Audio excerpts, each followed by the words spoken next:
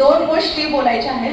एक तर आज मराठी भाषा गौरव दिन आहे, आज मराठी राजभाषा दिन नाही. ह्या दोन गोष्टीमध्ये कायम आपली गल्लत होत असते.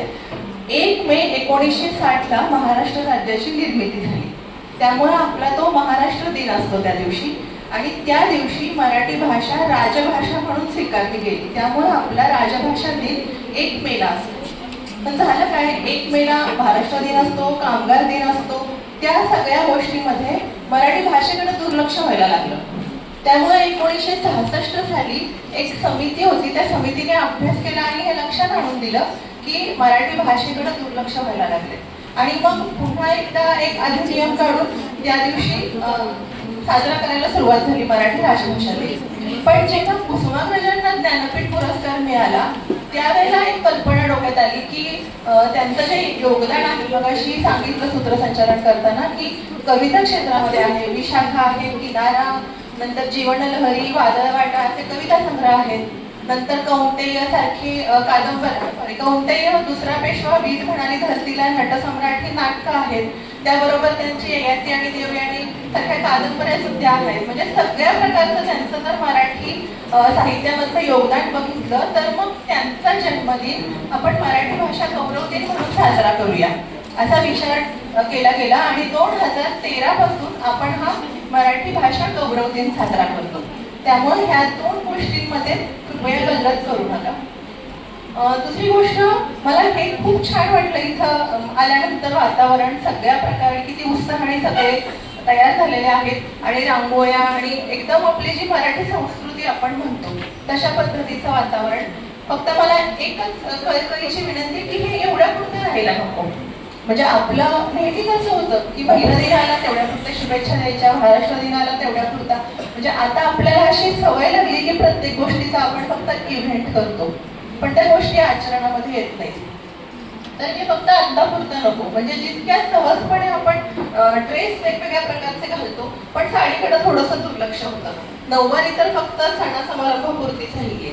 तसंच म्हणजे आपली जी संस्कृती आहे ती संस्कृती कशावरती टिकून असते. म्हणजे तुम्हाला असं वाटेल की हे वेशभूषेवर का आलं, पण आपली संस्कृती, आपली भाषा, आपले सण, आपली वेशभूषा ह्या सगळ्यावरती अवलंबून असते. आणि आज आपली संस्कृती धोक्यात आल्यासारखी चिन्ह आहेत आणि त्याला कारणीभूत आपणच आहोत. कारण सगळ्या जर लोकांचा विचार केला तर आपण महाराष्ट्रीयन लोकांमध्ये जे काही चांगले गुण आहेत त्याबरोबर एक दुर्गुण आहे, तो म्हणजे न्यूनगंड. जे आपल्याला कॉम्प्लेक्स फार लवकर येतो. म्हणजे इंग्रजी भाषा व्यवहारात आली पाहिजे म्हणून आपण इंग्रजी माध्यमामध्ये मुलांना घालतो, शाळांमध्ये त्यामध्ये शिक्षण दिलं जातं, कारण आपण कुठेतरी मागं पडू असं वाटतं. पण ह्या सगळ्यामुळे आपली मराठी धोक्यात आलेली आहे आणि त्याला कारणीभूतही आपण आहोत आणि त्याला वाचवूही आपणच शकतो. तर त्यासाठी फार काही करायची गरज नसते. आपण व्यवहारामध्ये म्हणजे जागतिक स्तरावरती इंग्रजीचं महत्त्व आहे ते कोणीच अमान्य करणार नाही, पण तरी सुद्धा चीन, जपान, कोरिया सारखे जे देश आहेत तिथं आजही त्यांच्या मातृभाषेमध्येच गोष्टी चालतात, तिथं इंग्रजीचा वापर केला जात नाही. त्यामुळे आपण जरी व्यवहारामध्ये वापरली तरी सुद्धा आपण बोलण्यामध्ये मराठी बोलूया.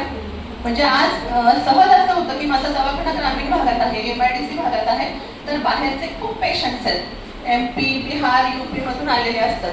आपण खूप पटकन त्यांच्याशी हिंदीमध्ये संवाद साधायला लागतो, पण 5-5, 6-6 वर्ष गेल्यानंतर सुद्धा आपल्याला असं वाटत नाही की त्यांनी शिकावी ना आपली भाषा. इथं राहतायत ना, आता ते थोडंफार तरी व्यवहारापुरतं मराठी शिकावं ना.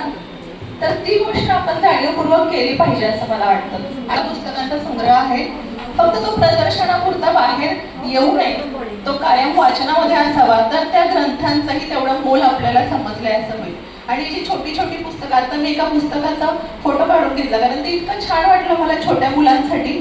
आणि ही जर पुस्तकं आपण वाचायला लागलो ना मुलांच्या बरोबर, म्हणजे आज इथं तुमच्यापैकी जास्त संख्या मुलीची आहे आणि आपण म्हणतो की एक स्त्री शिकली तर सगळं घर पुढे जाऊ शकतं, म्हणून मी ह्या गोष्टी आवर्जून सांगते. आणि आता तशी कंडिशन नाही राहिलेली, समानतेकडे चाललोय आपण, त्यामुळे ही गोष्ट मुलांनी पण तेवढीच ध्यानात घेतली पाहिजे. तर जर आपण ह्या गोष्टी आचरणात आणू शकलो तर मराठीचं भवितव्य धोक्यात असण्याचं काही कारण नाही. त्यामुळं काल अभिवाचन स्पर्धा होती महाराष्ट्र साहित्य परिषदेने आयोजित केलेली, त्यामध्ये काही छोट्या मुलांनी सुद्धा भाग घेतलेला होता. मग त्यामध्ये जर आपण छोटी छोटी पुस्तकं त्यांना वाचायला शिकवायला लागलो, सुरुवात करायला लागलो, आपण पालक आहोत, आपणच त्यांना घेऊन जर वाचू लागलो तर त्यांच्यामध्ये ती गोडी आपोआप निर्माण होईल. आणि भाषा जी आपली भाषा आहे त्या आपल्या भाषेचा आपल्याला अभिमान असणं खूप गरजेचं आहे. कारण आपली भाषा तेवढी क्वालिटी आहे. म्हणजे आता सुरेश भटांच्या ओळी सांगितल्या, लाभले आम्हाचं भाग्य. आपल्याला मराठी म्हटलं की ज्ञानेश्वरी चटकन आठवते, पण ज्ञानेश्वरीच्याही आधी खूप वर्ष विवेक सिंधू नावाचा जो ग्रंथ होता मुकुंदराजांचा, तो आलेला होता. त्याच्याही कितीतरी हजार वर्ष अगोदर श्रवण बेळगोळला एक शिलालेख सापडला, त्यामध्ये पहिल्यांदा मराठीचा उल्लेख सापडतो. त्यानंतर आपलं जे महानुभाव पंथ आहे, चक्रधर स्वामींनी लीळाचरित्र नावाचं त्यांनी जे चरित्र लिहिलं, तो पहिला मराठीतला ग्रंथ आहे. म्हणजे ह्या गोष्टी किमान 2000 वर्षांपूर्वी घडलेल्या आहेत. आज जो आपल्याला अभिजात मराठी हा भाषेचा दर्जा मिळाला, त्यासाठी खूप वर्ष झगडा चालू होता. त्यामधली एक महत्वाची अट ही आहे की ती भाषा किमान 1,500 ते 2,000 वर्षे जुनी असली पाहिजे, ती आपली आहे. आणि ह्या गोष्टीचा आपल्याला सारखा अभिमान असला पाहिजे. आणि नुकताच आपण शिवजयंती साजरी केलेली आहे, त्यावेळेला दुर्दैवाने हेच होतं की तेवढ्यापुरतं शिवाजी महाराजांचा उदो होतो, पण त्यांचे विचार किंवा त्यांच्या ज्या काही त्यांनी सांगितलेल्या गोष्टी त्या आपण आचरणात आणत नाही. मराठीच्या अनुषंगाने त्यांचं एक महत्वाचं योगदान हे आहे की पहिला शब्दकोश मराठीचा शिवरायांनी तयार केला होता. आणि त्यांच्या काळामध्ये, त्यांच्या राज्याभिषेकानंतरच्या काळामध्ये जेव्हा पोर्तुगीज, डच